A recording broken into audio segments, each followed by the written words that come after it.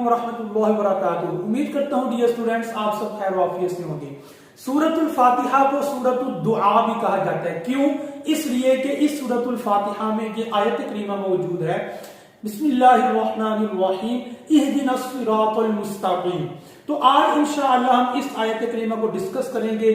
ہر مسلمان کی زبان پر یہ آیت کریمہ ہوتی ہے اور بہترین یہ دعا ہے۔ تو اس دعا کا ترجمہ کیا ہے، اس کے اندر معانی اور مطالب کیا ہیں، آج انشاءاللہ ہم اس کو ڈسکس کریں گے۔ دیکھیں اس آیت کریمہ کے 3 حصے ہیں۔ سب سے پہلے ہم نے کیا کرنا ہے کہ اس آیت کریمہ کو ہم 3 حصوں میں کر لیں گے، 3 حصوں میں ڈیوائیڈ کر لیں گے۔ پہلا حصہ ہے اہدی، دوسرا حصہ ہے نا، اور تیسرا حصہ ہے الصراط المستقیم۔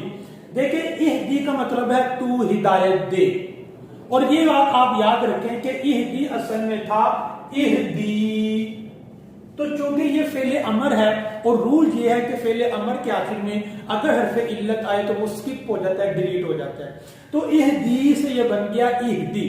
اہدی کا مطلب ہوتا ہے تو ہمیں ہدایت دے، تو یہ فعل امر دعا کے مطلب میں ہے۔ اچھا ہدایت کا کیا مطلب ہے، یہ بات یاد رکھیں، ہدایت کے 2 مطلب ہیں۔ ایک ہدایت کا مطلب ہوتا ہے راستہ دکھانا، اور ایک ہدایت کا مطلب ہوتا ہے منزل مقصود تک پہنچانا۔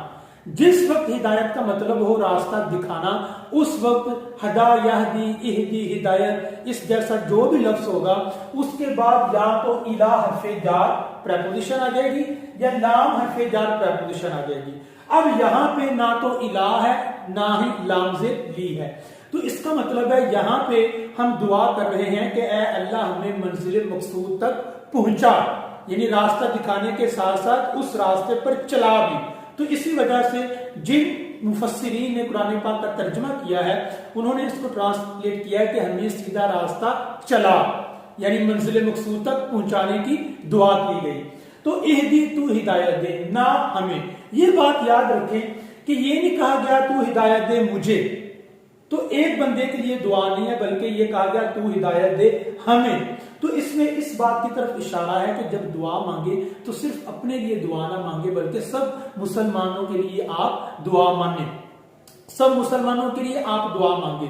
دوسری بات یہ کہ یہ لفظ نہ لے کر آئے تاکہ اگر ایک شخص کہے کہ یا اللہ مجھے ہدایت دے دے اور بالفرض اگر اس کو ہدایت مل جاتی ہے اور بقیہ سارے لوگ گمراہ ہیں تو اس کا اس معاشرے میں جینا مشکل ہو جائے گا، کیونکہ بقیہ لوگ اس کی مخالفت کریں گے، یا تو یہ خود بھی گمراہ ہو جائے گا یا کم سے کم دشمنی ضرور پیدا ہو جائے گی۔ تو اس لیے ایک سدھار معاشرے میں اس وقت آتا ہے جب پوری سوسائٹی سدھر جائے اور لوگ اسلامی ڈھانچے میں رس بس جائے۔ دوسرا ہدایت ہے ہمیں الصراط المستقیم، یہ تیسرا پارٹ ہے اس آیت کریمہ کا، اس کا مطلب ہے سیدھا راستہ۔ سیدھا راستہ، دیکھیں سیدھا راستہ کیا ہوتا ہے، یہ راستہ یہ سیدھا راستہ ہوتا ہے، ٹیڑھے راستے بھی ہوتے ہیں، یہ 3 راستے ہیں۔ تو منزل مقصود تک یہ منزل مقصود ہے، تو منزل مقصود تک یہ راستہ پہنچے گا، یہ راستہ نہیں پہنچے گا۔ تو یہ کفر کے راستے ہیں اور یہ ایمان کا راستہ ہے۔ ہاں سم ٹائم اس طرح ہوتا ہے کہ راستہ ٹیڑھا ہوتا ہے، وہ بھی منزل مقصود تک پہنچ جاتا ہے لیکن آپ کو بہت زیادہ ڈیفیکلٹیز کو فیس کرنا پڑے گا۔ اس کی کیا صورت ہے کہ یہ سیدھا یہ منزل مقصود ہے اور یہ سیدھا راستہ ہے، یہ آپ کا ٹیڑھا میرا راستہ ہے، یہ ٹیڑھا میرا راستہ ہے، تو آپ منزل مقصود تک پہنچ جائیں گے لیکن بہت زیادہ ڈیفیکلٹی فیس کرنا پڑے گی۔ تو اس لیے سیدھے راستے کی دعا مانگی جاتی ہے کہ اے اللہ ہم سب کو سیدھے راستے کی ہدایت دے، یعنی ہم سب کو سیدھا راستہ چلا۔ راستے سے کیا مراد ہے، اگر کافر ہے تو پھر راستے سے مراد ہوگا ایمان کا راستہ، اگر ایک مسلمان ہے لیکن گناہ گار ہے تو پھر یہ سیدھے راستے سے مراد ہوگا نیکی کا راستہ، نیکیوں کا راستہ، اور اگر انسان نیک ہے تو سیدھے راستے کا مطلب ہوگا تقوی کا راستہ، اگر انسان متقی ہے تو سیدھے راستے کا مطلب ہوگا کمال تقوی حاصل کرنے کا راستہ، اگر انسان بہت زیادہ متقی ہے تو پھر مطلب ہوگا اللہ تعالیٰ کا قرب حاصل کرنے کا راستہ۔ تو یہ ایک ہائرارکی ہے، یہ سٹیپ بائی سٹیپ اس کے میننگز میں تفاوت اور اس کا میننگ بڑھتا چلا جاتا ہے۔ تو یہ آج کی ہماری کلاس تھی اہدنا الصراط المستقیم۔ آپ جب بھی دعا مانگے ضرور دعا مانگے، سب مسلمانوں کے لیے یہ دعا ہو جاتی ہے اور انشاءاللہ اس کا آپ کو زیادہ ثواب بھی ہوگا۔ جزاک اللہ خیر۔